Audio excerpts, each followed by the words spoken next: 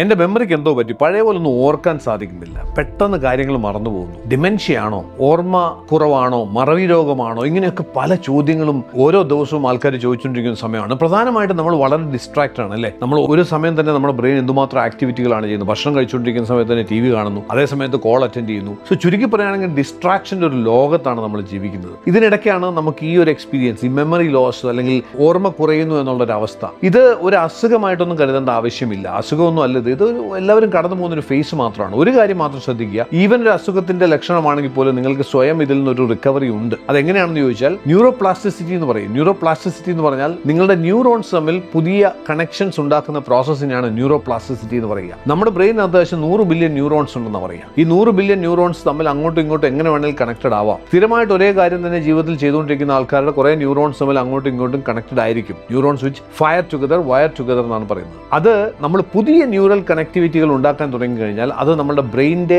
Overall ഹെൽത്തിനെയും അതിന്റെ പവറിനെയും ഒക്കെ enhance ചെയ്യുന്ന കാണാൻ സാധിക്കും. എങ്ങനെ അത് ഉണ്ടാക്കുക? പുതിയ കാര്യങ്ങൾ ചെയ്യുക. ഞാൻ പല വീഡിയോകളിലും പറഞ്ഞിട്ടുള്ള പോലെ സ്ഥിരം ഇരിക്കുന്ന കസേരയിൽ നിന്ന് മാറി മറ്റൊരു കസേരയിൽ ഇരുന്ന് നോക്കുക, അല്ലെങ്കിൽ ഇടത്തെ കയ്യിൽ കിട്ടിയ വാച്ച് വലത്തെ കയ്യിലേക്ക് ഒന്ന് മാറ്റി കെട്ടി നോക്കുക. അതേപോലെ നിങ്ങൾ ചെയ്യാത്ത ഗാർഡനിങ് ഇന്നുവരെ ചെയ്തിട്ടില്ലെങ്കിൽ ഗാർഡനിങ് ചെയ്തു നോക്കുക. നിങ്ങൾ സ്ഥിരമായിട്ട് കുളിക്കുന്ന സമയത്ത് നിങ്ങളുടെ ആദ്യം കയ്യിലാണ് സോപ്പ് അപ്ലൈ ചെയ്യുന്നതെങ്കിൽ ഇനി മുതൽ ഒരു ദിവസം ഒന്ന് നെഞ്ചത്തോ അല്ലെങ്കിൽ കാലിലോ ഒന്ന് അപ്ലൈ ചെയ്ത് തുടങ്ങി നോക്കുക. ഇത്തരത്തിലുള്ള ചേഞ്ചസ് വരുത്തുന്ന സമയത്ത് നമ്മളുടെ ന്യൂറൽ വയറിങ്സ് കുറെ കൂടെ സ്ട്രോങ്ങർ ആയിട്ട് പുതിയ വയറിങ്ങുകൾ ഫോം ചെയ്യുന്നുണ്ടാവും, പുതിയ പാത്വേകൾ ഫോം ചെയ്യുന്നുണ്ടാവും. അത് നിങ്ങളുടെ മെമ്മറിയെയും എൻഹാൻസ് ചെയ്യുന്നുണ്ടാവും.